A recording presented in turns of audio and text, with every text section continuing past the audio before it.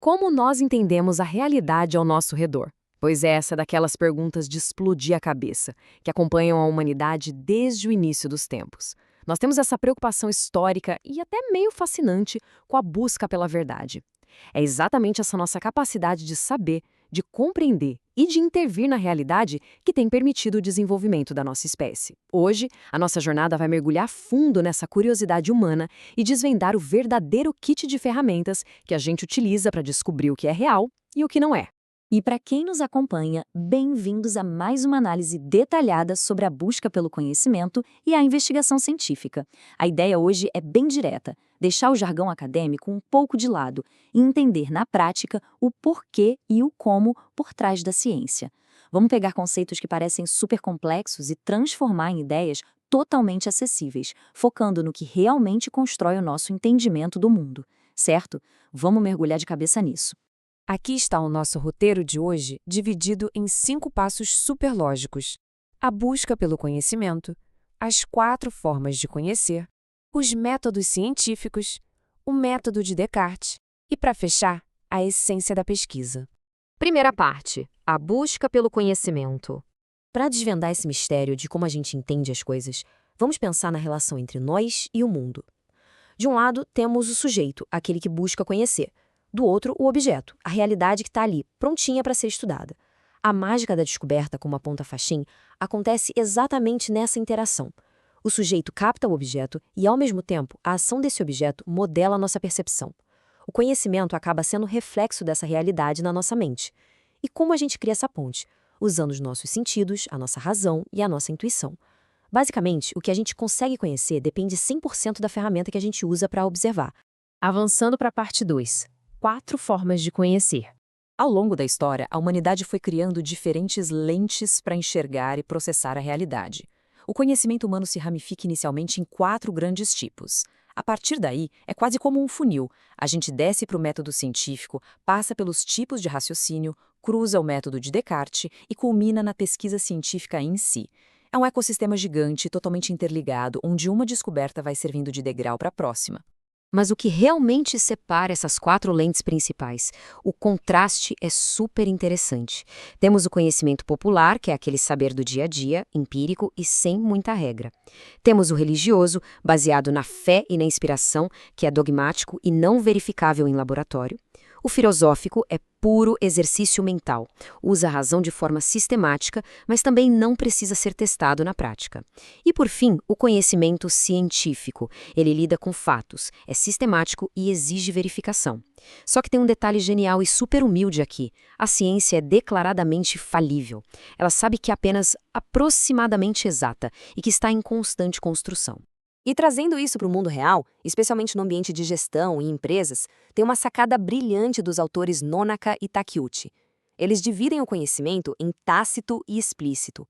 O conhecimento tácito é aquilo que a gente sabe por dentro. É pessoal, cheio de intuição e dificílimo de colocar no papel. Já o conhecimento explícito é aquele redondinho, codificado, formalizado em manuais e super fácil de passar para frente.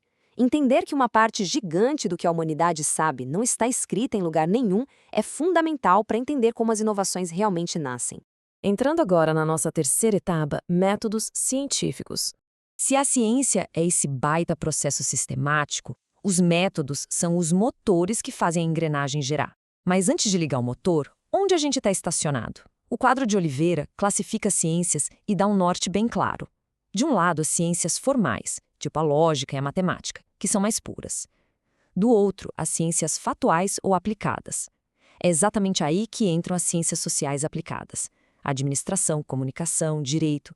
São áreas que lidam diretamente com os fatos da sociedade e com essa relação super dinâmica entre teoria e prática no nosso dia a dia.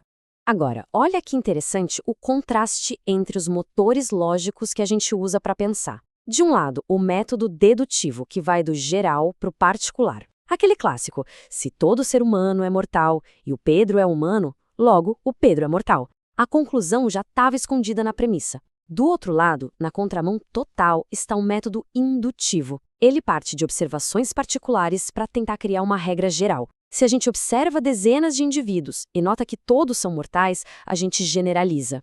São caminhos lógicos que abordam o mesmo problema por portas completamente diferentes.